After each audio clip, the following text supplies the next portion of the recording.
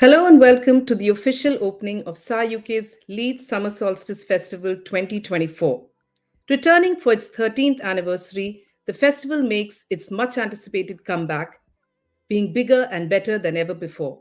From today's panel discussion, with these amazing South Asian creatives exploring their struggles and triumphs, to the legendary all night Summer Solstice music spectacle tomorrow night, 8 p.m. onwards, there's something for everyone to enjoy.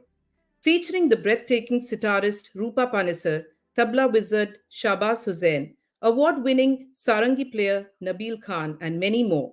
The festival will showcase some of the most illustrious names in South Asian music traditions. What's more enchanting to this unforgettable experience, the Purana Gurudwara will open its doors for the first time since 1999 to host the Midsummer's Night music event. So, what are you waiting for? Just grab your cozy wrap, your favorite hot drink, and your tickets to the Leeds Summer Solstice 2024 night. This year's ticket includes a vegetarian meal that you're sure to relish. For more information about this unique celebration, please visit our website and scan the QR code displayed here.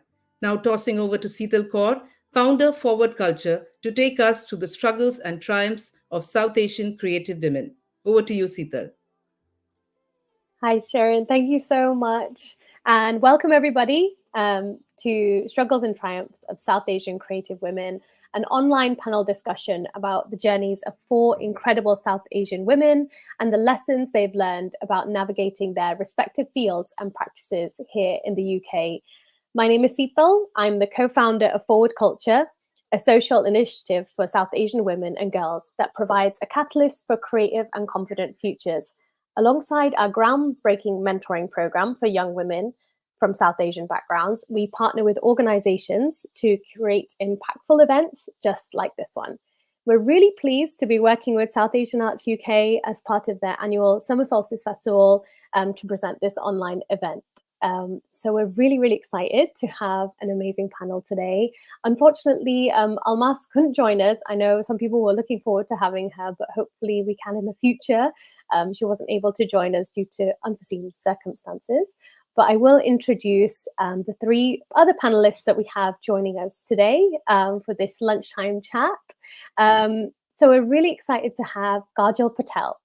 A London-based dancer and fine artist, Kaajel is inspired by vintage female Bollywood icons, folk and Indian classical dance, cabaret, drag, burlesque, and the feminine divine to make choreography, paintings, and performance art. Her work combines the magic of ancient Indian practices with the sickly sweet nostalgia of Bollywood. Kaajel's art explores themes of sensuality and the ferocity of South Asian women. So welcome, Kaajel. So excited to have you here today and hear more about your journey. Next, we have Rupinder Kaur, a talented creative. Rupinder Kaur is a multidisciplinary artist. Her book, Roo, was published with Verve Poetry Press. Rupinder's poems have been published in various journals and magazines, and her paper on Punjabi poetess Amrita Pritam has been published by Routledge, India. Rupinder has been a BBC New creative, been part of Kali Theatre's Discovery Programme, India UK Creative Industries at 75, and Tara Theatre Artists Make Space. Rupinder has also taken part in artist residencies in Spain, Holland, and in Punjab itself. She's been a recipient of the Developing Your Creative Practice grant to work on dance and poetry. I think Kaajel recently had yours as well. She co-wrote and acted in the short film The Two Artists, which had its premiere at the UK Asian Film Festival. Rupinder wrote and co-directed Behensplaining, a series of 3 short films that explore sexual health, portrayed sexual health as well. So welcome, Rupinder. So amazing to hear about your achievements, and I'm sure we'll be hearing more about your journey very soon. And last but not least, we have Prit joining us, the amazing musician and singer Prit. Hi, Prit is from South London. She continues to make her mark being Elam Tamil, which has influenced her style immensely, allowing herself to be as expressive as possible to take a pivotal stance in her art. The Denmark-born artist uses her femininity to empower stereotypes of women and make an Eastern meets Western stand on her music, an unorthodox approach on honest, relatable lyrics, couples with Carnatic melisma. Over the past couple of years, Prit has worked with the likes of BBC One Extra presenter Sean Anderson and Mayor of London on Next Step Women in Music on a project called Behind Every Great City. Prit has her own radio show on BBC Asian Network where she curates playlists to put Tamil and South Indian artists on the map. Prit has featured on music and fashion publications such as GQ India, Clash Magazine, Apple, Adidas, and many, many more. So we're really excited to have you here, Prit, and we just heard some of your music at the beginning of this event as well. I must say, I listen to your music a lot, so a lot of your plays are coming from me. Thank you. Yeah, thank you, all three of you, for being here today and taking your lunchtime out to joining us. And yeah, we're really excited to delve into your journeys. And the main idea is to kind of learn from your experiences and share your wisdom with all of us. So we'll go on to the first question, which is more of a positive kind of note. We will get onto the struggles as well. But what we'd really, really love to know what are the opportunities that you've had in your career so far that had kind of given you a boost and given you kind of next step towards what you want to do. So that's for everyone. I'll probably go around the room. If we start with Kaajel, it would be great to hear about the opportunities you've had that have really given a boost in your career. Yeah, hello everyone. This is really exciting. It's nice to have everybody in the room and just hear your wonderful stories. I'm excited to unravel. Hello. But yes, hi. I actually ended up studying fine art painting, having had a big background in dance. And in that world, it's just like university. You're just collecting you're figuring out who you are, as well as, focusing on a specific area. And then after that, I wasn't really sure what on earth to do. So I was just in the world until that first kind of bud came. Yeah. And I met somebody in a kind of talk, kind of a young person's collective from the Young Vic Theatre. And they have this amazing initiative where they help young people figure out if they're interested in theatre in some kind of way, whether it's lighting or set design or acting or anything to do with theatre, explore that a bit more. I think it's called, what is it called? Oh my gosh, what's it called? I have to remind you what it's called, but it's at the Young Vic and it still exists. Taking Part, that's what it's called. It's called Taking Part.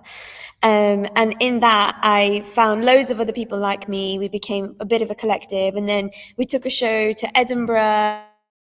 That kind of sprout of performance in the style in which I was starting to get more interested in kind of began. I met acting coaches through there. I met set designers, and began to sort of really figure out what my creative journey is after university, when you're sort of left in this pool of things. And also from there, not long after that actually, I met an amazing collective called the Bitten Peach, which has now become like a chosen family for me. And they also were an amazing boost for me creatively, because they not only did provide me platforms to show my crazy stuff, so explore my mind a bit more on stage, and they also like have mentorship and space and friendships and connections to help that creativity really, really like pull it out of you. Yeah, they're an amazing collective. They do loads of different types of shows. I don't know if anybody knows of them, but they're a Pan-Asian drag artists, strippers, comedians, all different creative costumers, everything you could possibly think of. And they're just so expressive and amazing, and they've been so wonderful, helping me boost. And one more thing. Recently, I've been on the first time ever they've had this course at Sadler's Wells. It's the South Asian Dance Development course, and it's the first time they've ever done it, so they're still sort of figuring out how this all works. But this has been an amazing time for me to then explore what my work is now, as I'm becoming a bit more mature as a woman and delving into the, maybe the third phase of what it feels like to be a woman. It's a really lovely phase for me to have a bit more, a bit more grounding. And I think that's what that's providing, is like more conversations and less of the like craziness, which is nice too. It's nice to have a place for that, but more like conversational, growing, nurturing, learning from other artists that have been established in the field. And it's really helped me boost myself creatively since having the DYCP as well, which happened earlier this year. So yeah, those three kind of where I am now in womanhood and in my creative journey have really helped me boost. That's amazing. Thank you. I think what I picked up from that was like the importance of a sense of community, and finding that community in your work, and those serendipitous meetings as well of it just happened to kind of connect with someone that can provide you more opportunities. So one thing it is scary in this industry, is networking, but if you can kind of figure out ways to make friends with that idea, it can provide obviously so many opportunities for you. So thank you so much for sharing. Just to note that anyone tuning in, you can put your comments and questions on YouTube or wherever you're tuning in from, and we will pick them up towards the end of the discussion. So we're going to have a chat, but then we will pick up any audience questions towards the end. So please leave your questions and comments for us, and we'll definitely address them soon. I think we can move on to Prit, if that's okay. Any kind of opportunities that have really given you a boost in your career? What are a couple that really stick out in your mind? It'd be really interesting to find out. Okay, hi everyone. My name is Prit. Nice to meet you. It's great to be on this panel. Very, very exciting. Yeah, opportunities that have given me a boost in my career. So, like you mentioned, my bio, I did it was kind of like an internship, I guess, with Warner, and one with BBC presenter Sian Anderson, and it was to highlight the 100 years of women's rights in the UK, and for me, that was an amazing opportunity to be able to put myself in a place where everyone in the team were women, and it was like my first industry experience, I guess, and I got to meet all these people, and it forced me to network, and that kind of forced me to then put myself out there further on and continue to put myself out there. And I think that was the very monumental moment for me, because I was like, oh my gosh, I'm in the Warner building, I'm working with labels, like what's going on? And then I guess a recent boost would be working on BBC Asia Network. I think for me, I've always loved supporting artists, and I've always wanted to be able to represent the Tamil culture, but also just the music as well. And I think being able to be given this platform to just openly put people on, just like I would my friends, and educate, but also just like appreciate the culture, even if I don't know what's going on, has been amazing. And that's been a really big boost for me. That's so good. And I love that, that you have, as well as being a recording artist and releasing your own music as well, you have that aspect of being a radio presenter, being in a radio show. I guess you could see the other side of it as well. So you can see both sides of the industry in a way. 100%.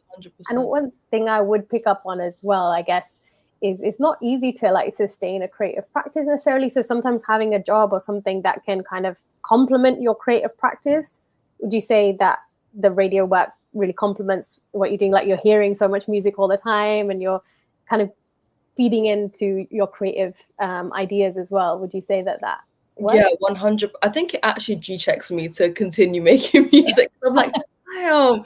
I'm like, look at all this music out here. And I think it makes me excited to see what's coming up as well. Yeah, it's a really, really exciting time. We're seeing our generation now, mixing in influences of South Asian culture and South Asian classical music like you do, mixing it with, the sounds they're growing up with living in London or living in the UK. I think it's a really, really exciting time. So yeah, thank you for sharing. Thank you. Moving on to Rupinder, what are the kind of opportunities you feel like you've had, Rupinder, that have given you a boost in your career? What would you say that stands out for you? Hi everyone, it's so lovely to be here this afternoon, and it's just really lovely hearing these different journeys from different South Asian women artists. I think for me, to start off with, having my poetry book Rule published in 2018, that really made things a lot easier for me, as I had this body of work to show that I am a serious poet and writer, which then led me to further work opportunities, doing like workshops and more performance-based work, which is what I really wanted to get more into. And then in 2019, I started to work on Jugni, the Female Firefly, which was a play written, directed and performed by myself, Ravita, and Ashley, two other creatives from Birmingham. And it was produced by Rajinder Dudra, part of Slanguage's project of creative multilingualism. And it explored like themes of race, migration, colonial history, and we used spoken word. And I actually took inspiration from my poem Jugni, which looks at traveling through time. And then we finally performed it actually in 2021 because of the pandemic, and it was recorded. And I think this also just really just opened up more opportunities for me as a writer and performer, which is what I've always wanted to do more of. But yeah, honestly, I think just working on my craft, I think that what has really helped me. And I think I've been really lucky to have the Developing Your Creative Practice grant twice. Firstly, in 2020, to work on my second poetry collection and have mentoring from Rachel Long, and to work on translation from Punjabi to English with Nirupama Dutt. And then just last year to further work on movement, dance and poetry, and just like bring all these multidisciplinary elements together. Yeah, and I think I just appreciate meeting like-minded creatives and seeing how we can grow together, and like what Kaajel was saying about community. And I think that nobody really is self-made, we're community-made. Yeah. Thank you. That's great. I mean, I think Kaajel touched on the idea of community, but obviously finding it in the creative sector. But as South Asian female artist, how do you feel like your own South Asian community has kind of supported or enabled, or maybe we can move on to the struggle side. But yeah, just love to hear anyone's thoughts about that idea of community supporting your career. How have you felt that's the experience of that has been from your perspective, from your respective South Asian communities? So, because we're all kind of from slightly different communities here, Tamil communities, obviously South Asia is so diverse. So yeah, how would you feel, anyone can jump in, about the way that they felt supported or perhaps not by their own South Asian community? Anyone want to comment? Feel free. Yeah, I think it's quite confusing because it's like there's a support in terms of like maybe the superficiality of like, oh, you're a creative, that's so good, but then not actually understanding what that means in order like how to respect me, or like how what my boundaries might look like, or like helping me grow and understanding what it actually means to be an artist, that's usually not there. and not wanting to necessarily make work to appease that audience either. You want to make work that's for you, and that kind of confusing thing to grapple with. So like usually I don't really expect any of my family members or anyone in that particular community to understand what I'm doing or under any of it really, but it's there and they can take what they want from it, and that's fine. I'm not expecting them to like fully understand or take part in it. I'm sort of making it to express myself. I know that now, to not be like, do you like it? and get an answer that will be like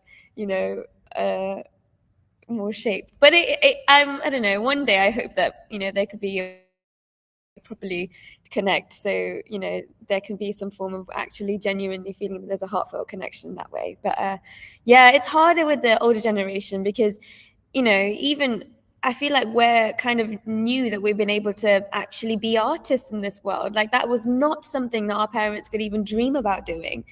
Like I think my dad was very badly misunderstood as a person. Like he probably was just an artist, but he didn't know what the hell to do with all these random skills he had, and now we can sort of find ways to like grapple in this world to figure this out, and we are the first people doing it. So of course there's some like weird miscommunication and like weird stuff going on there. Yeah.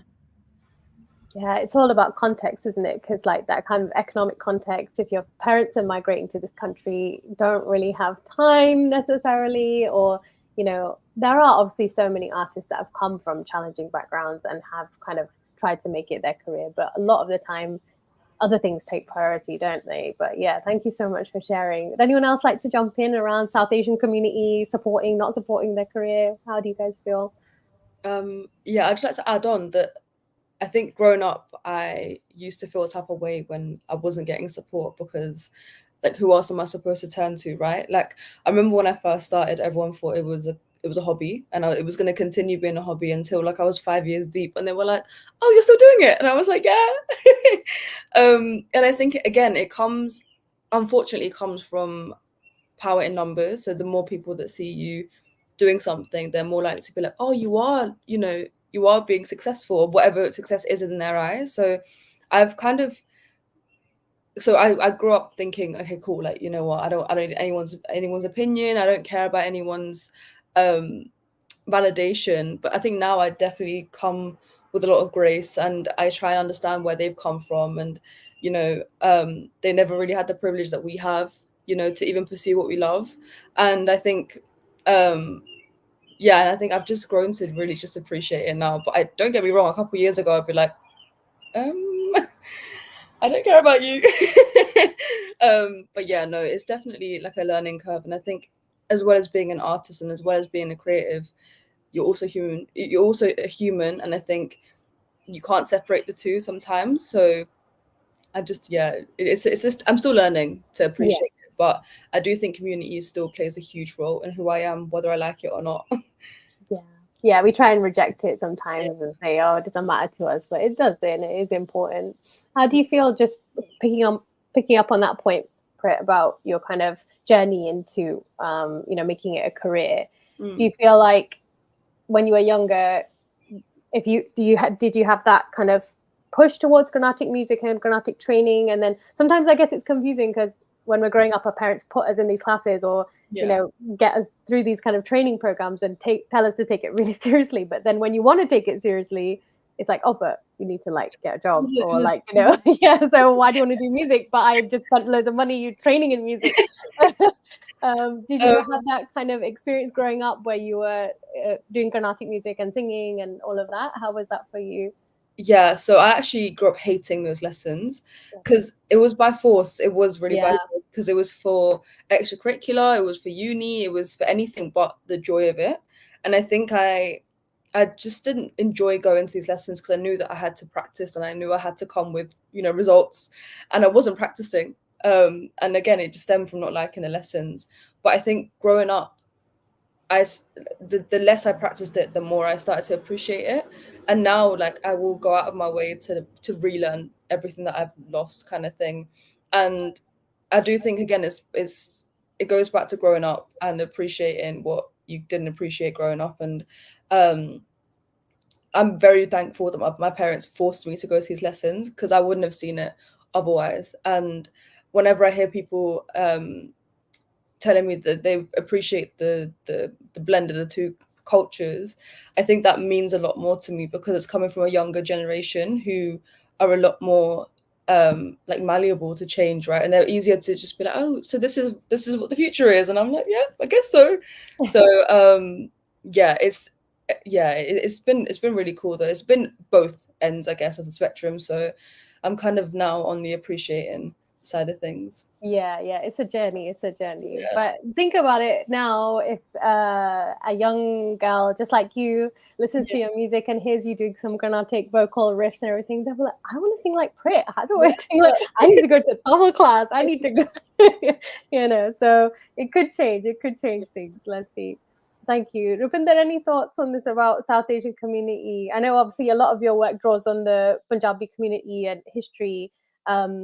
It's interesting when we draw from this well of our culture, but then when we share it with the community, sometimes they're like, why are you doing that, you know, like. But yeah, do you want to share any experiences? It's okay if not, but if you want to share, feel free. Yeah, I think it is interesting, and I think like what both Prit and Kaajel have been saying. For me initially, even my parents, everyone just thought it was a hobby, and especially because I started when I was at uni, just performing at open mics. It was just like, oh, you know, only thodi der li karna hai, and she'll be just, you know, she'll be a doctor or whatever, which is what I was studying. But I think with my interests in writing and performing and drawing upon whether it's my culture, I think what's been important to me is to just bring an element of truth to it. And I think if they can relate to it, that's great. And if they can't, you know, we're both on this learning journey, like what we've been talking about. So yeah, I think it's interesting, and also it's interesting seeing how it gets perceived, especially when I do stuff in Punjabi, when I've got poems in Punjabi, which gets appreciated by the older generation, and then the younger generation don't really understand the Punjabi so much, so they prefer it when I do the English poems or when I do like some hybrid stuff, because a lot of my poems sometimes have Punjabi in them, whether they are written in English as well. So yeah, I think it's just interesting just seeing what the older generation likes and then what the current generation likes as well. Yeah, there's like a lot of learning on both sides for each generation, isn't it? So it's so powerful. What all of you are doing is so powerful. So thank you.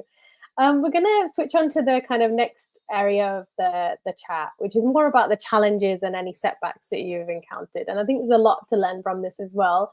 We have had some questions coming through. So thank you to everyone who's been posting their questions to the speakers and the panel. We will get to them very, very soon. We're just going to chat through a couple of more my questions, and then we'll get to the audience questions.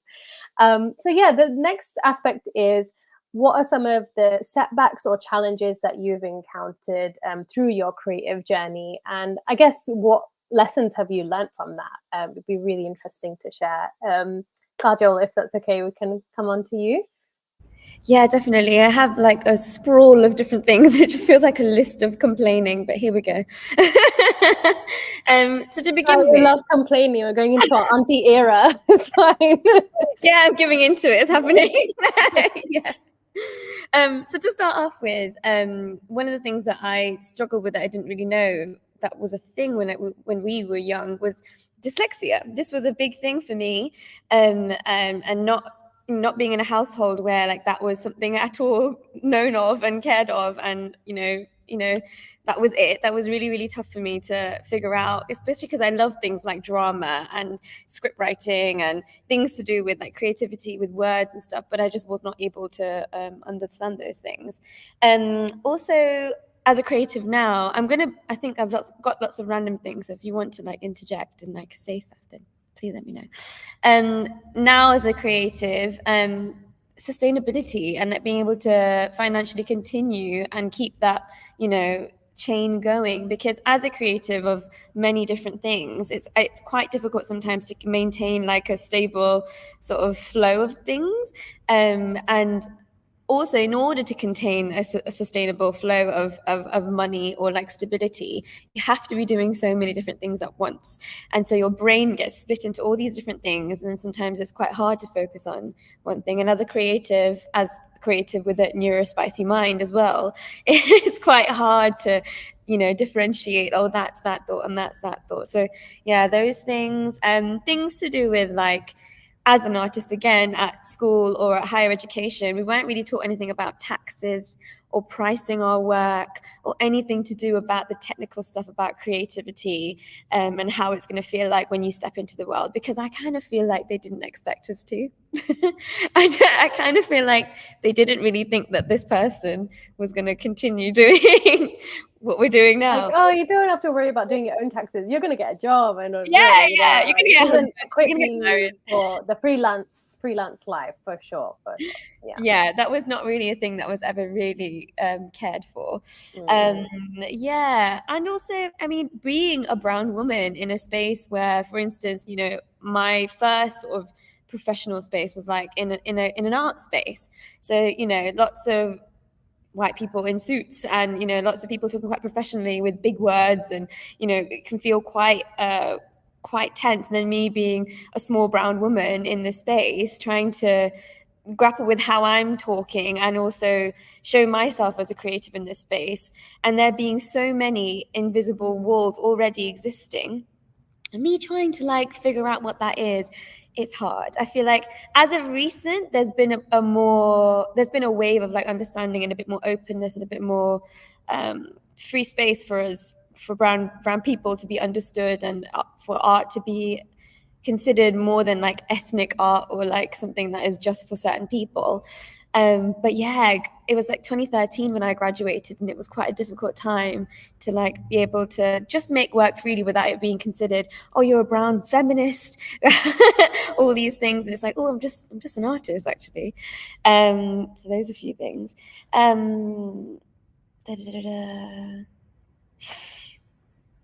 Yeah, also connecting back to my culture. I think we were saying this before, like taking for granted all those things that you have as a young person, and the way in which like all these lovely rituals, or like the way that the house works, is like something that maybe we take for granted sometimes. And as you grow up and move on, and maybe move house or change, or have your own chosen family, remembering those wonderful things about your culture that sort of make me feel anyway more grounded, more connected to who I actually am genetically and inside in my soul. That's something that's been a bit of a difficult thing, and it's like a bittersweet thing for me to like go back to. I kind of did take it for granted, and here I am trying to like rekindle that in some kind of way. And lastly, me as a queer South Asian woman as well, and sometimes this is not something that is at all understood in the world of of South Asianness sometimes, because being queer doesn't mean you look a certain way or you behave a certain way. It's something quite internal and quite personal, and isn't something to be feared of or othered. And it does come out in my art, and it does come out in who I am, and that's something that sometimes can be quite difficult to speak about and be understood, and just be able to like be calm in the space and know that the reason why things are a bit different is because you're a bit different, and that's great. Yeah, thank you so much for sharing. That's really, really, really important to know all of these different aspects of identity and challenges that we encounter. I think it's interesting to see that compared to the older generation, like we have the language sometimes that they didn't have. It's not that all these things are new. It's not that like dyslexia is suddenly new or anything like that. It's like, all these things were there for so many years, for a long time, but now the language is there, and now people are talking about it more. But it's like you said, that kind of jarring communication with older generations or South Asian community, whatever it is, for people to understand and sometimes accept that these things are real, and this is my experience, and I do work differently, but this is what it's called, and this is what it's about. So yeah, thank you so much for sharing. I think that's really, really important to know, and I'm sure a lot of people tuning in will relate and listen to that and have that kind of representation from all those different aspects of your identity is so powerful. So thank you. Moving on to Prit, if it's okay, we can chat about any of the challenges or setbacks that you've experienced that you feel taught you a lot that you'd like to share. I think for me, self-doubt was a big one actually, and that actually came later on in my career. So when I first started out, I was very ruthless. I was like, again, I don't care about anyone. And I think with being in the public eye, I've always tried to be a mysterious babe, but I feel like when it comes to being in the public eye, there's like certain information that people always want to know about you. And I think I'm not opposed to sharing any of my career, like how I started out or how I got here kind of thing. But I think it got to a point where the more I spoke about it, the more I started to doubt the whole, it was like an imposter syndrome kind of thing going on. It was really weird. And then that was like my biggest setback at the time, where I was just like, what's going on? What do I do? And I had to really take some time out and focus purely on just creating music and putting that into words the best way I know possible. And it was actually a really really interesting learning curve, because I came out of it feeling a lot stronger and feeling a lot more human than rather than like a machine that's churning out music for like the commercial side of things, right? So I'm grateful that I had this self-doubt moment, but at the same time it was very confusing because it was my first time ever, like, with the lack of representation already in the industry. You don't really see a lot of Tamil women. You don't really see a lot of South Asian women in the music industry, really. There has been like an uprise, but I think it's still a change that's happening, right? So with the lack of representation plus self-doubt, I was just saying, hey, like, what am I doing? What am I actually doing? And there's no blueprint either. So I can't follow someone else's footsteps. I don't really know where to go from here, right? So there was a lot of inner work that had to be done. And I think now I think about it, it wasn't really a setback. It was more of like a life lesson that I had to go through to be able to get to the other side. But at the time, I genuinely was like, this is it. I'm not doing music anymore. I'm so confused. And I think it's so normal to feel like that as well. And with being a woman as well, there's so many unsolicited opinions about you already. And then on top of that, you're Tamil or you're South Asian, and you're already dealing with outside opinions within your community or within your friends or within your family. And then you've got to think about the outer side of everyone, basically.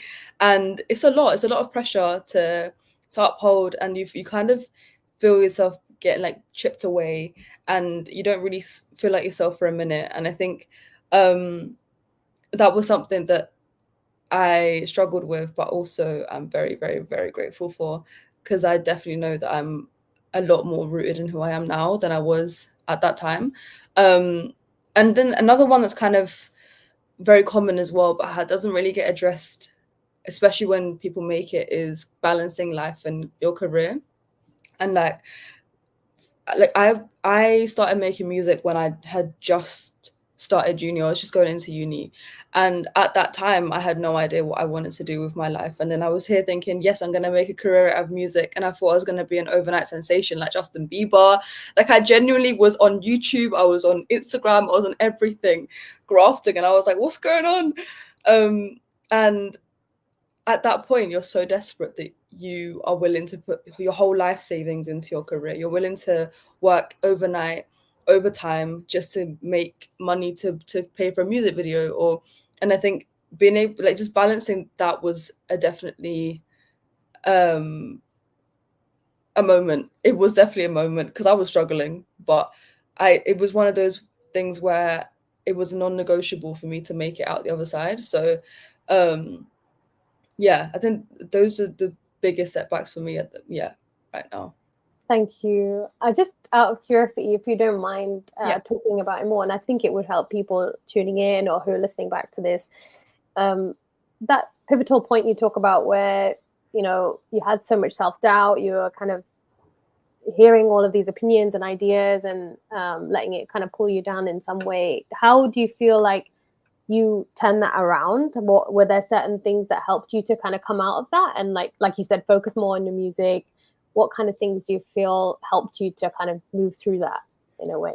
I know that lockdown was a bittersweet moment for everyone, but I think lockdown helped me slow down, because I was on super speed, and I was comparing other people's careers to mine, and I was like, at this age they've done this, why have I not got to this point?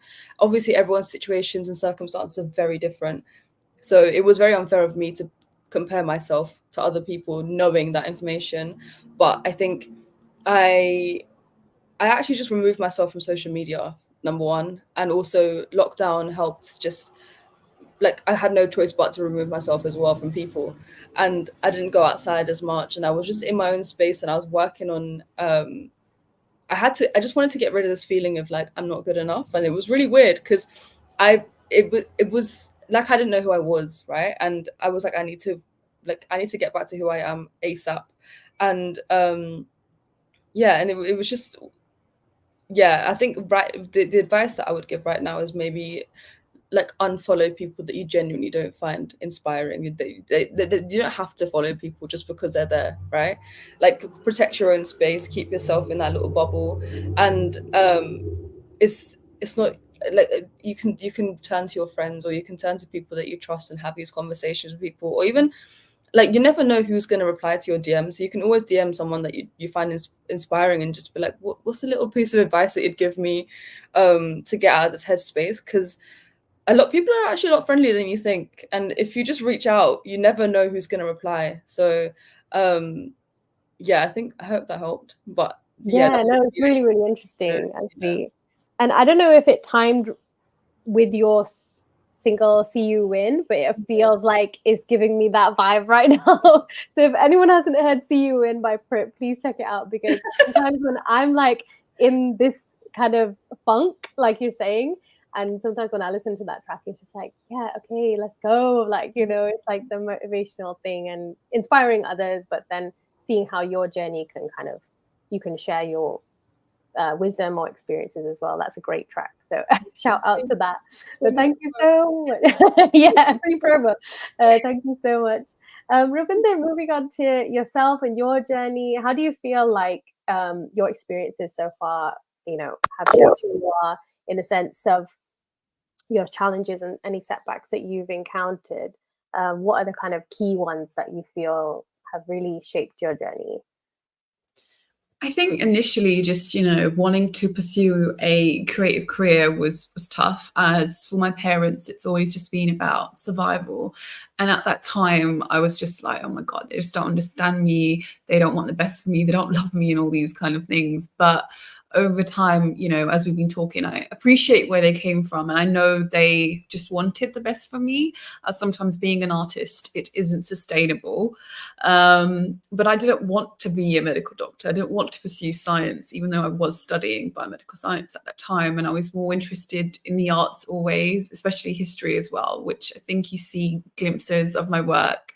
But I've learned to stop blaming people and just embrace my own individual journey. I think especially with my parents, I always had this bittersweet relationship. I was like, oh, I should have studied something else, but you didn't understand me, blah, blah, blah.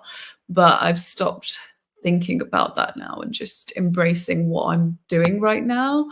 And then I think in 2019, that's when I finally decided to become like a full-time freelance artist. And then, of course, in 2020, we have the pandemic. And I was like, damn, this is like the best time I chose to fully commit to this. And I just had lots of days where I would just cry, if I'm honest. And I just had so much uncertainty about life and the choices that I had made. And I'm just really glad that I had my close friends and my family that truly believed in my vision. And then, of course, getting out of the pandemic and then finally just doing more creative work really enabled me to get out of that space. Yeah.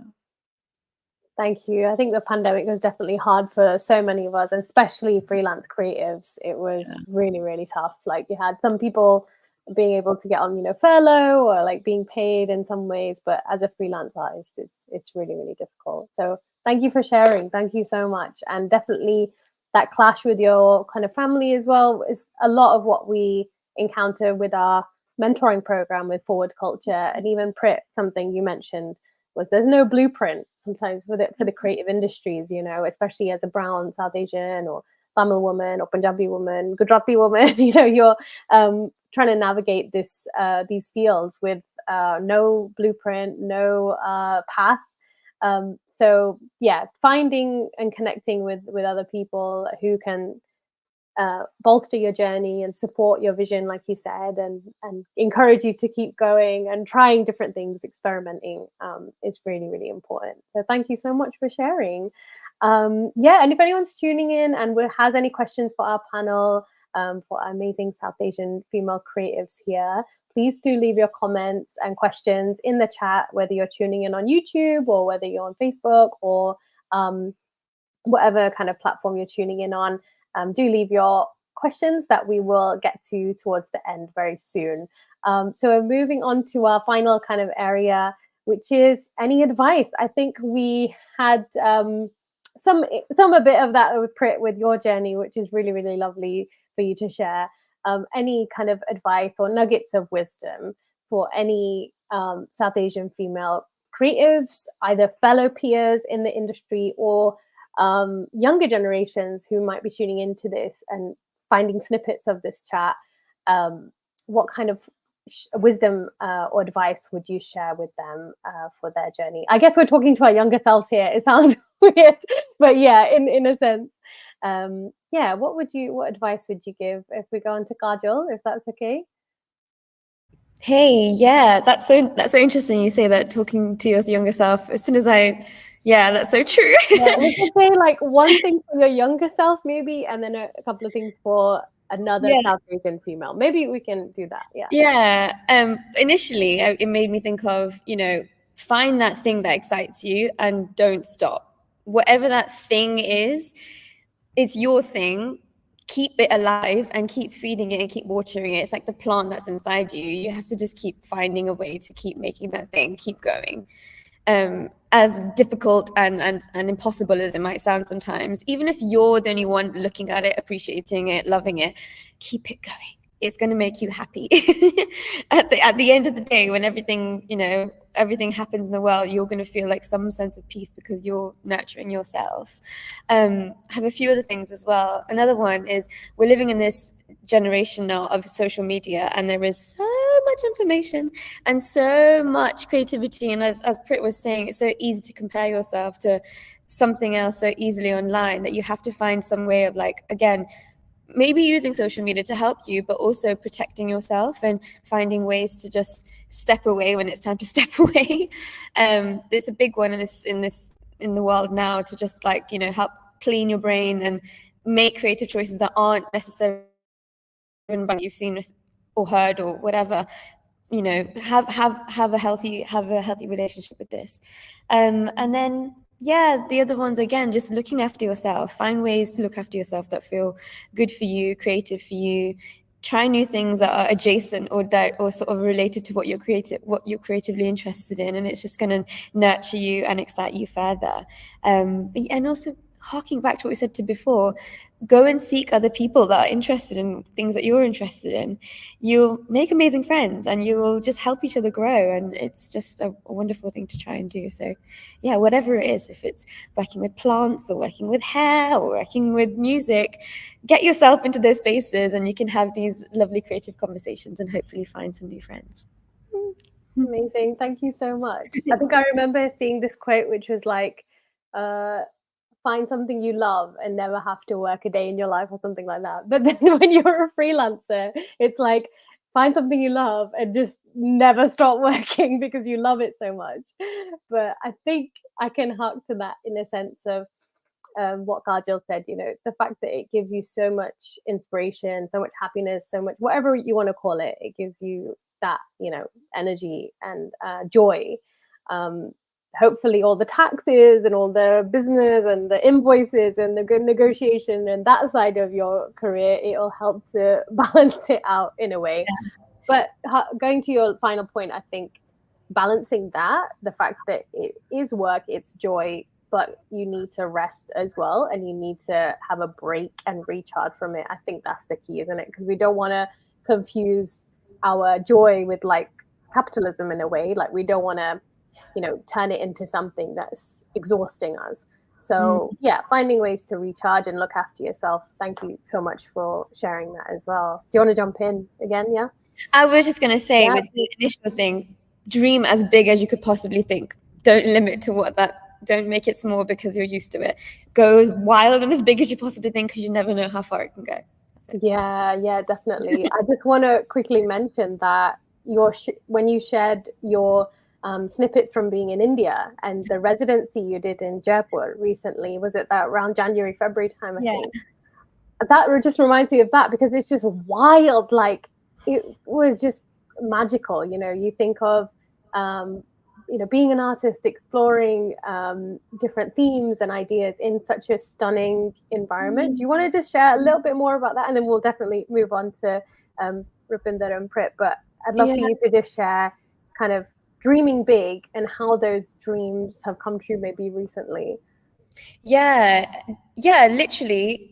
It started from DYCP. When you're faced with something that you're like, oh, now the possibilities are completely endless, you think about how big you can go, and then that then initiates the actual fire to then go. So I was like, I want to go to see this artist that I absolutely love. And she happened to have a residency that she was running. And then this residency was in a temple, which was around in Jaipur, which I don't know if you know, but has the most amazing creative markets all around. So there's paint everywhere, there's fabric everywhere, there's everything is everywhere. And then it fed into my work in the most magical way. And I've made some work, which is now what I'm going to be developing more of. But yeah, that wouldn't have happened without me thinking, okay, there is no lid. How far can we go? How big can we go? And then you find ways to do that. I apprehensively use the word manifest. But you start to make decisions that take you there bit by bit. Those choices certainly come, your conversations that you have with people, or opportunities that you might see that are just randomly online, or books you start reading, or quotes you start really feeling. The more you really spread your wings, the more those sort of connections will start to happen bit by bit. You have to let yourself be big. I love that. Thank you so much. Thank you. Moving on to Prit.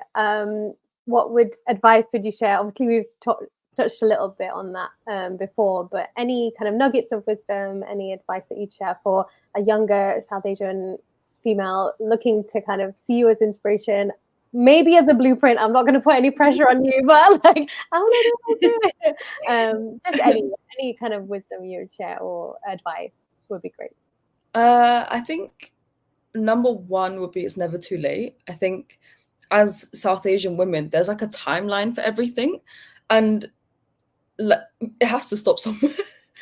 Like it puts an unnecessary amount of pressure on yourself, and it's actually so true. It's never too late to start something or restart something or come back to it later. Like I feel like when you come back with more clarity as well, it's more efficient. There's not a lot of stopping and starting. You're coming back with a clearer mind, and you're just doing what feels right. And I think that also goes back to what Kaajel said about like dream big, and like don't box yourself in, and do what makes you feel alive, kind of thing. And if starting at 36 or 40 or 50 or whenever it is the way for you, then that is the way for you. Like that's your own path that you should be taking, rather than looking at what other people are doing. And it's a lot easier said than done, though. I can sit here and preach about it, but it takes a lot of taking time out and finding what you love. And I think there's beauty in that journey too, and you're kind of taking the scenic route, right? And I think that's something that I would definitely tell my younger sisters, anyone that's starting out in the music industry or just the creative industry in general. And I think to add on to that, I'd also say have tunnel vision.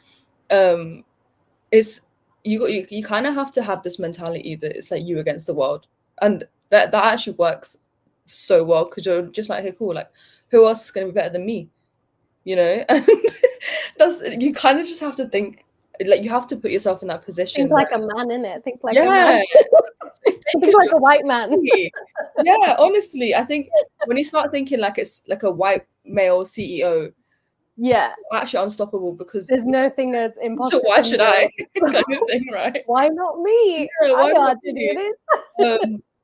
But no, I think like South Asian women are told we can't do certain things. We can't do what we want because we're women. There's certain things that you've got to do in the household or within culture. And I think we are the voice of change. And you can see so many women in the creative industry now killing it. And there are so many blueprints out there. If it's not me, it's someone else is out there doing a very similar career to me. And there's a lot more examples out there to follow now. But that had to start somewhere.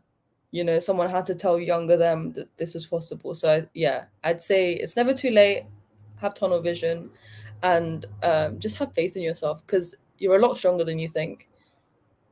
Thank you. That's so amazing. I mean, I think it's balancing that aspect of having tunnel vision, but then, like you said, protect your space, follow the people, maybe online or Instagram, whatever it is, that are going to positively influence you, and finding role models. I think that's personally, it's like a pro of social media, is that we have this insight now into really inspirational women. Like recently, I've been following Anita Rani, I've been reading her book, and just getting an insight into her life and her career, something that you might not necessarily access if you have, I guess, too much tunnel vision. So you just, I guess, find that inspiration. But as soon as it starts to feel toxic, as soon as things start to feel like it's getting too much, and you're losing that kind of confidence and sense of self, I think it's like, okay, and now I need to go into tunnel vision mode. But yeah, thank you so much for sharing. I think it's really important to have those balance of finding inspiration, but then also just believing in yourself, focusing, and like we're saying, imposter syndrome isn't real. It's created by a white male CEO somewhere, trust me. Anyway, that's my theory. So we're going to Rupinder. Rupinder, do you have any nuggets of wisdom or advice for younger generations looking at, poetry, writing, theatre as a career? Because I know you have some amazing projects coming on at the moment. So anyone kind of sitting in the audience is like, oh, I wonder how Rupinder did it. Like, how is she, a poet and a writer and doing all this work? It would be lovely to hear your thoughts on any advice you can give. I think just embrace your own journey and follow your heart and protect your heart and don't listen to the noises. And like what Prit was just saying, don't think too much about timelines, don't think about age. I spent a lot of my early 20s really self-doubting myself, thinking about how I look, when will I officially make it as an actor, as a writer? But, life is truly a journey and there's things that are out of your control. And I feel like with me, what I can do is just try my absolute best, which is what I try and do through my writing, whether it's my poetry work or my theatre work. And I think for me, it's about just doing what I can do for myself, thinking in that perspective, which is what has really helped me do more theatre work. And like what I was saying earlier, just work on your craft and see where that takes you. I mean, I'm 28 now and I feel like I'm really and truly just getting starting now, and I feel more comfortable and confident in my own skin, putting my voice, my actual voice, in my work after doing lots of learning and unlearning as well. And just thinking about all these little things that you experience in life that enrich you as an artist to become a better human. Yeah. Thank you. That's so nice. I mean, it's reminding me of something my own Kathak guru told me, like, as a Kathak artist. She just said to me, she was just like, just practice and the money and all of those things will come. And I never understood what she meant. I was like, what are you talking about? You mean I have to go in a studio and just practice and focus on my craft and then somehow everything will work out? And you know what? She was right. Obviously she was right. So that's a really, really good point of just focusing on doing your best, getting better at what you do, and slowly definitely things do start appearing, because as you said, Kaajel, as well, we don't want to talk about too woozy manifestation. There is that hard work element of like really putting your mind to it, really just putting the hours in and focusing on what you want to do. And slowly things start working out. So thank you so much for sharing, everybody. We're actually going to move on to the audience questions because we've had quite a few. So thank you everyone who's tuned in so far. Thank you everyone who's been listening or someone who's just popped in or watching this back. Thank you for joining us and listening to these amazing women talking about their experiences and journeys. So we've got about 4 or 5 questions from the audience. So thank you to everyone who's been sharing and interacting online. The first one is actually related to what we were just talking about. Someone said, how did you make time to commit and develop your craft while working and earning?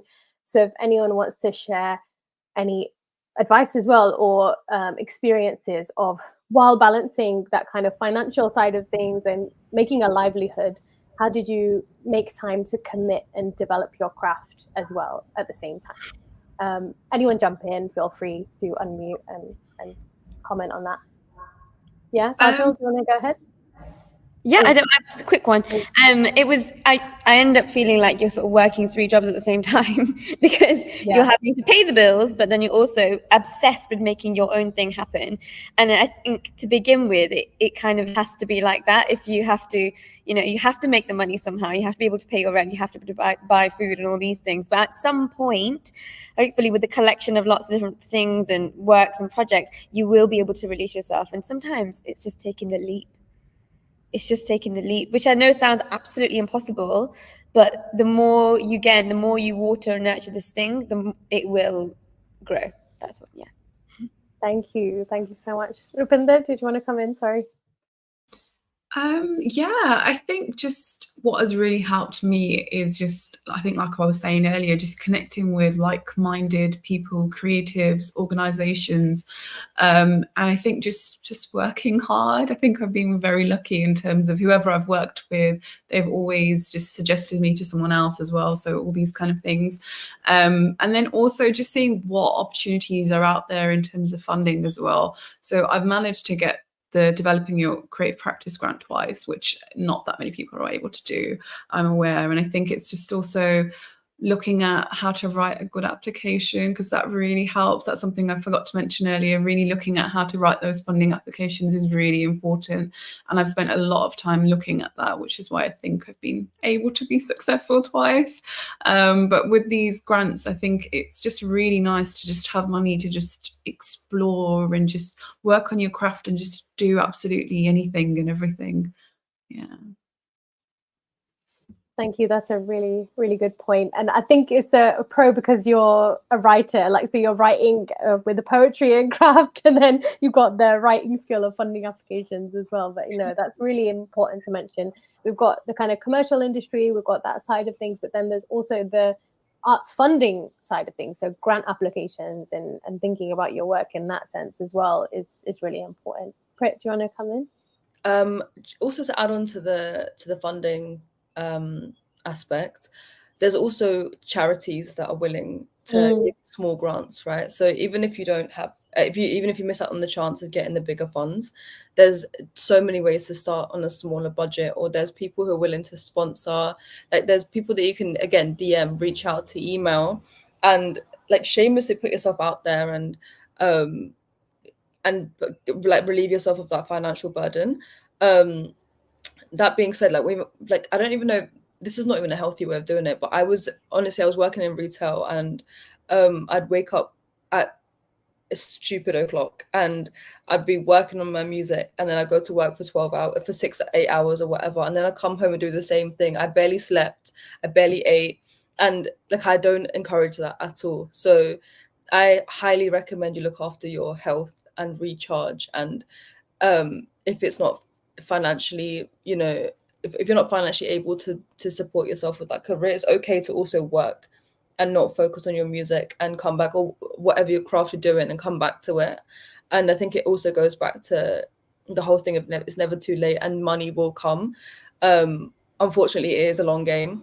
So as soon as you slowly kind of get into it, you'll adjust and you'll find ways to be self-sufficient. But yeah, I think it's also unrealistic to expect yourself to make money from the first gig that you get. So yeah, you can definitely find funding in other places, and there are definitely charities in different parts of the UK that are willing to support you, or you can reach out to someone who knows someone, who can fund something for you. So yeah, it takes a lot of guts, but it is all about putting yourself out there and being relentless. And yeah, and the money side will come. It will. It's so frustrating to say it and like not be able to give you results, but it will come.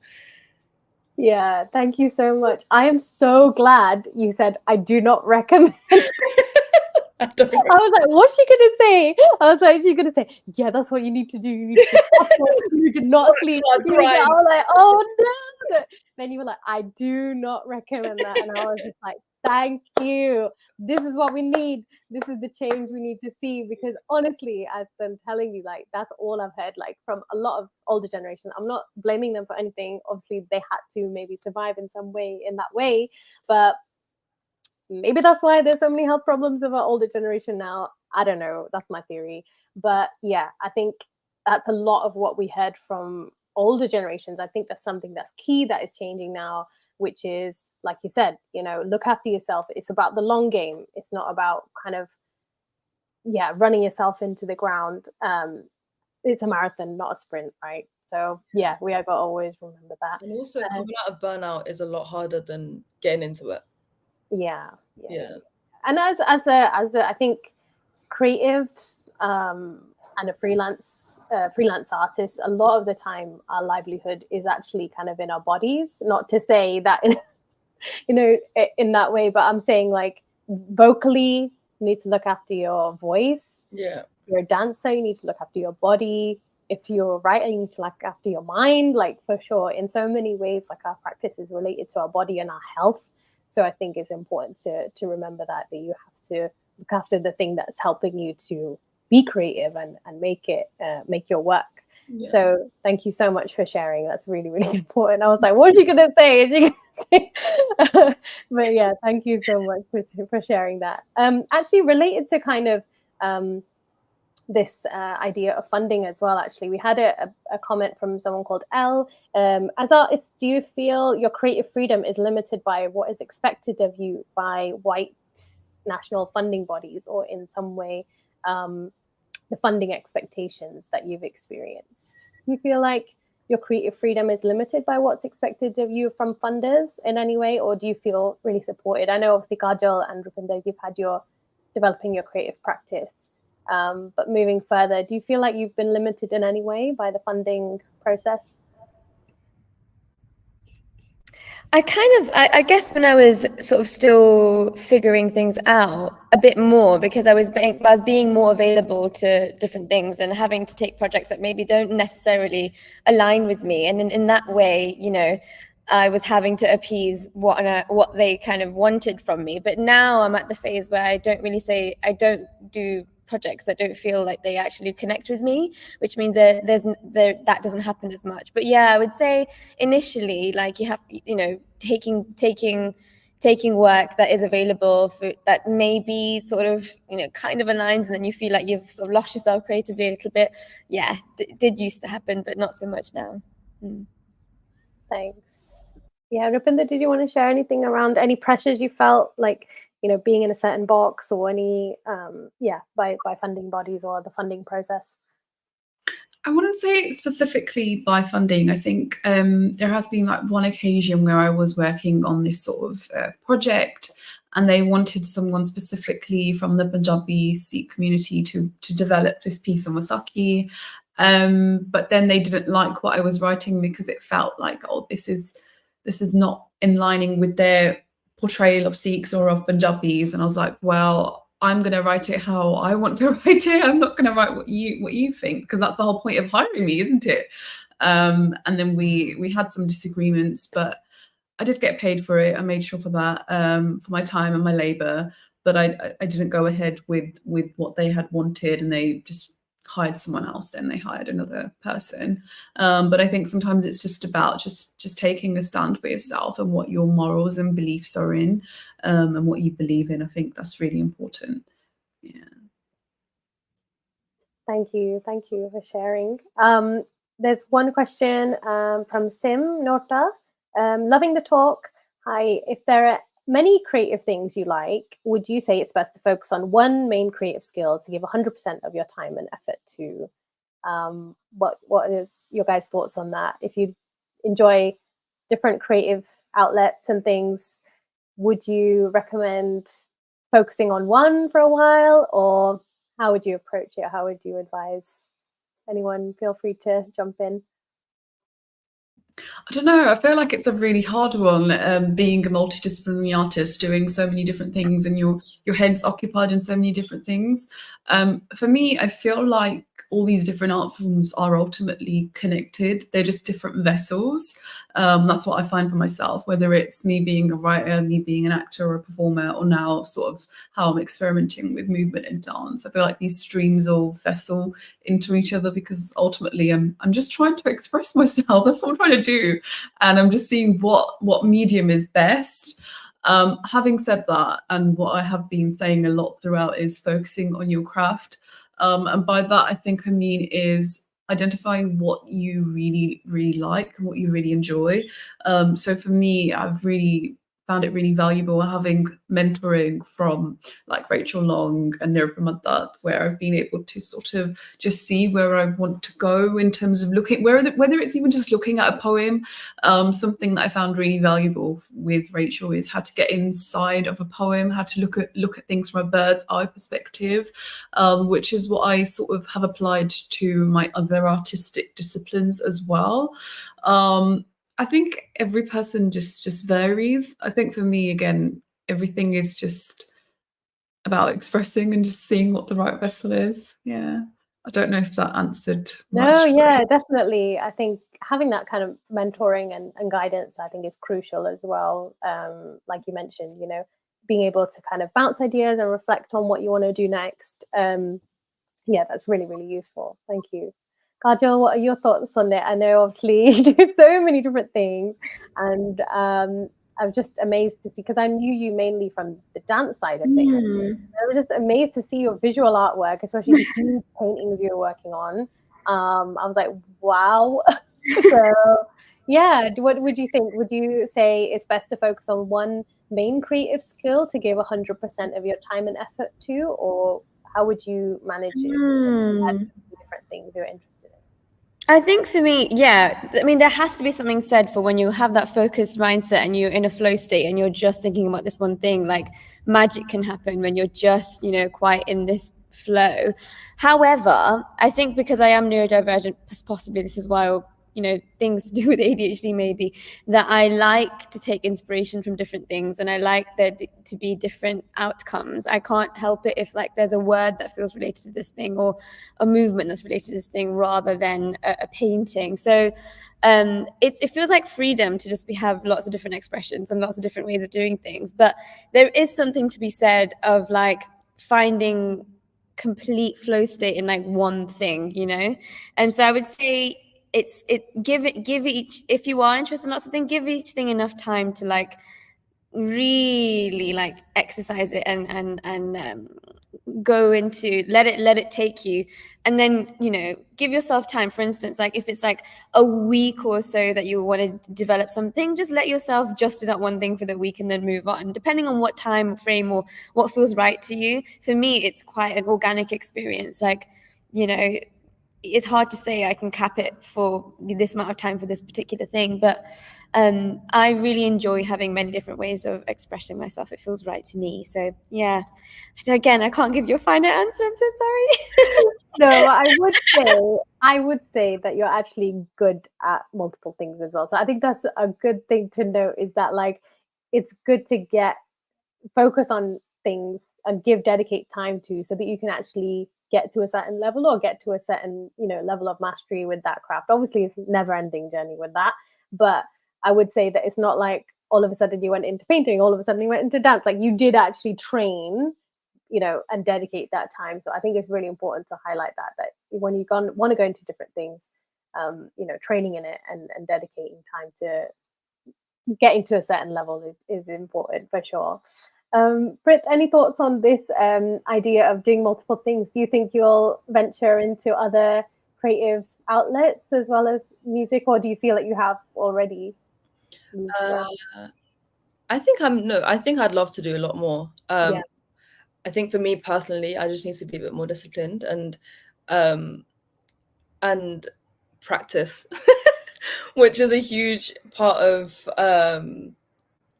being a creative, I guess. Like you never stop learning, right? I don't really know what answer to give right now, because like, okay, my example, I guess, like radio can be really overwhelming, but so can doing music as a career. And I used to also work in PR, so there's like loads of aspects that I was doing, and in my head I thought I could do it. In my head I was like, yes, I've got this. But I think realistically I had to take my time with every single one before I could bring all of it into one bubble.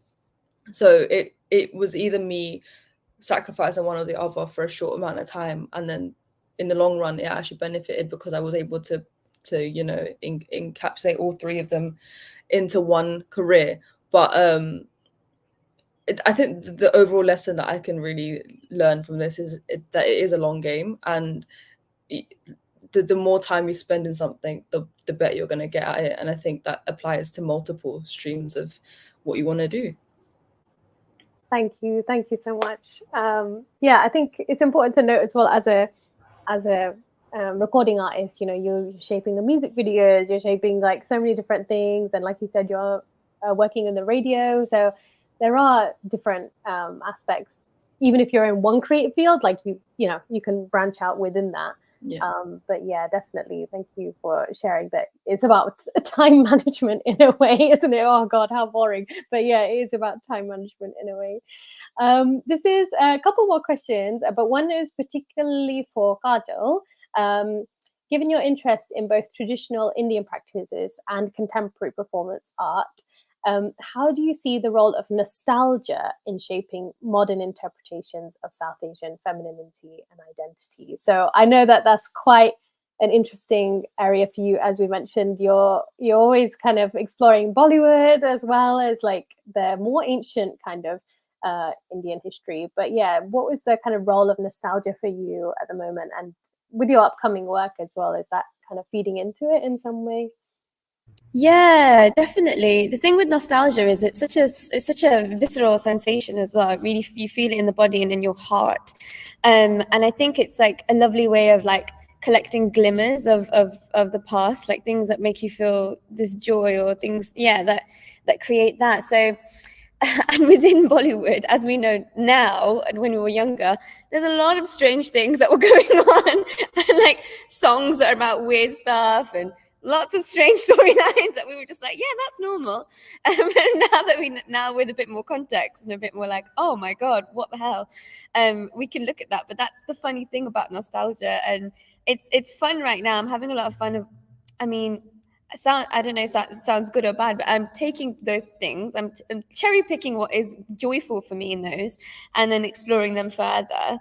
And I guess I'm discovering myself, my own kind of cultural journey through that as well, in also in terms of like traditional practices, and like ritualistic practices, and ways of self-love, and adorning myself as giving myself more respect in like a more traditional way, and again, like using things within historical context, cherry picking, I guess, and not cherry picking is not the right word, but nostalgically trying to like retrace what that is and bring it into this context now, in a caring way, doing more research around it, understanding the cultural context, and then bringing it into how I look after myself now and how I make work now.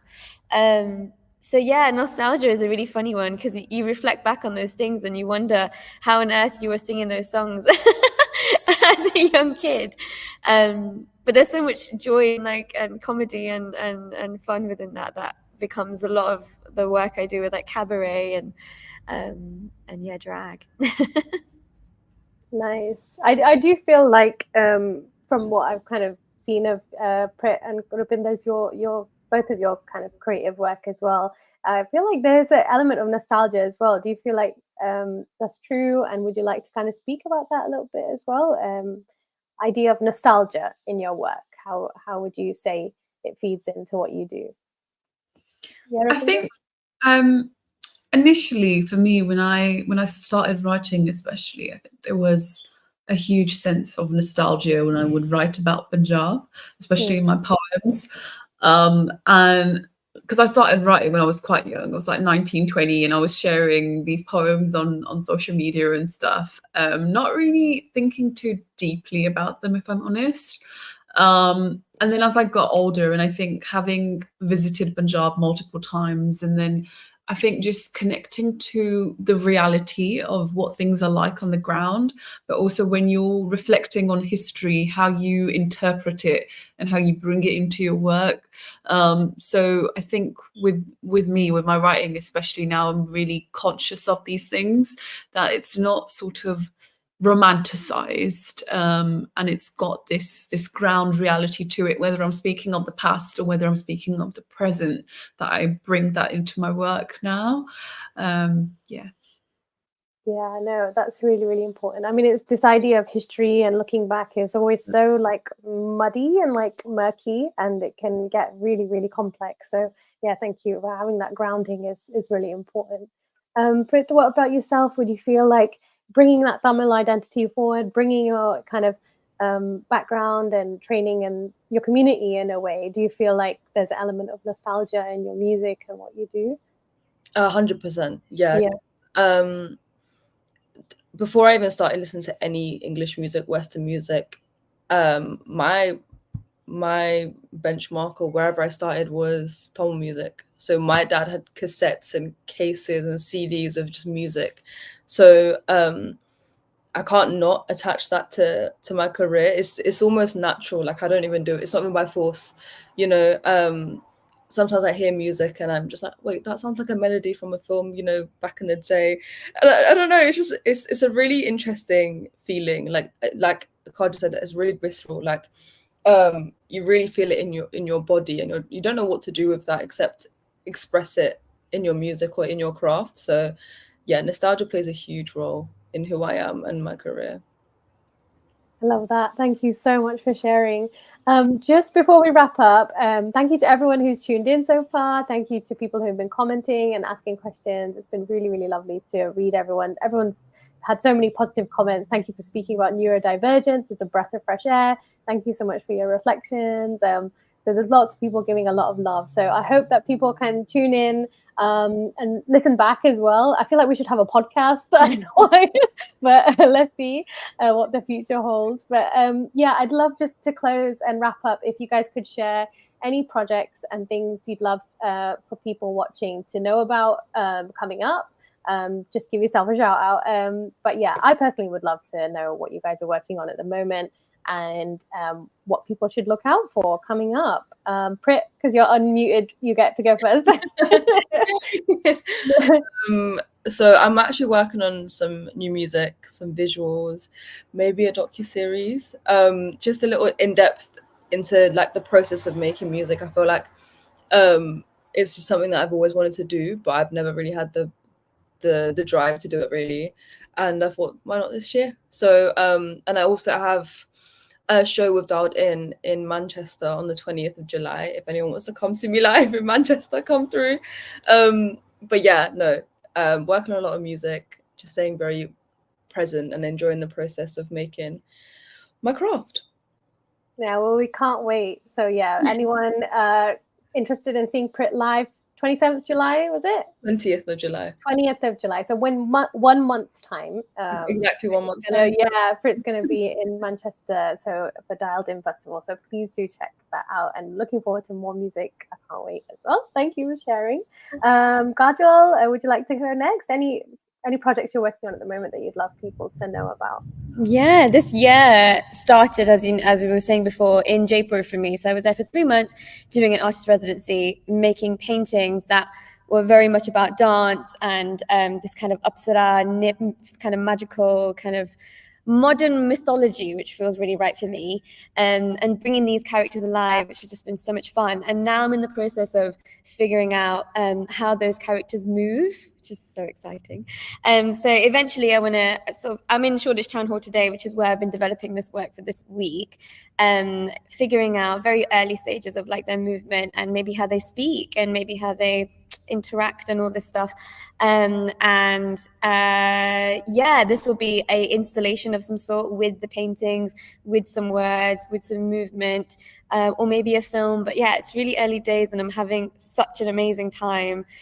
Tough sometimes, but it's really, really therapeutic sort of creatively, and lots of lovely angels coming in to help me see clearer, expand, open up.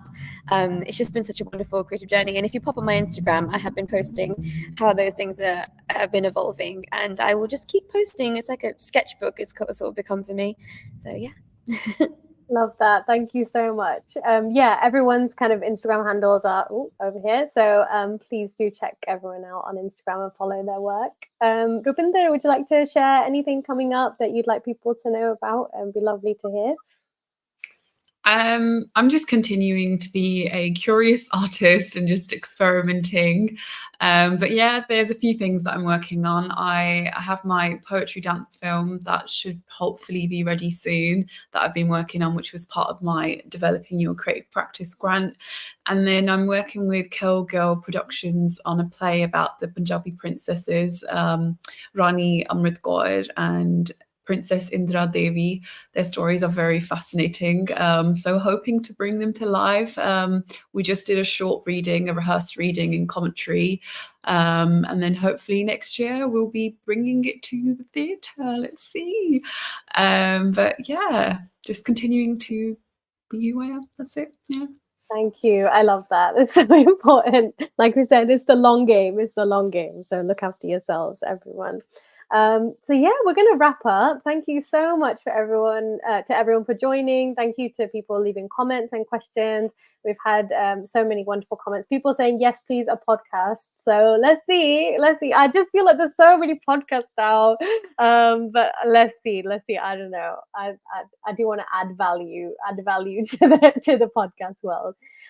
Let's see. But yeah, thank you so much, Kaajel, Prit, Rupinder. Thank you for joining me and everyone today. And thank you to South Asian Arts for hosting this event and inviting us all to be part of the Summer Solstice Festival. I know Sharon's going to come in and chat more about that. Before I hand over, shout out to Forward Culture and all the team, Jaspreet behind the scenes, who's been helping me. And if anyone's interested in our work, please do check out the Instagram handle here, but also forwardculture.co. We currently have a call out for creative mentors. So if you're South Asian female and you are in the creative industries, we have a mentoring program.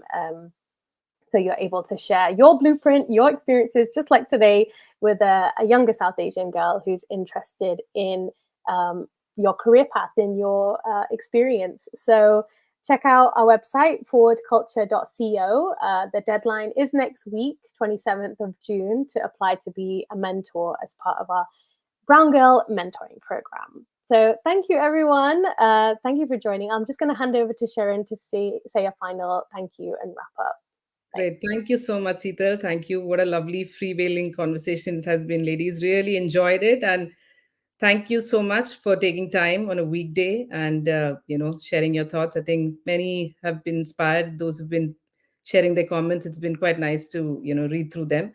And thank you, Seetal, for moderating this in such a, freewheeling and humorous way. It really was enjoyable listening to it. Thanks, Kaajel, Rupinder, Preet, thank you very much. I would like to take a moment to just thank our funders, Arts Council England and Leeds City Council, and that's for their unflinching support. And I think, yeah, I would like to thank my team. Behind the scenes, there's Barbara, who's looking after all the comments and other aspects of the technical, streaming. Thank you very much, and hope to see everyone tomorrow at the Purana Gurdwara Chapel Town when we literally kickstart our first main event of the festival. So something to look forward to. Thank you, everyone. Bye for now.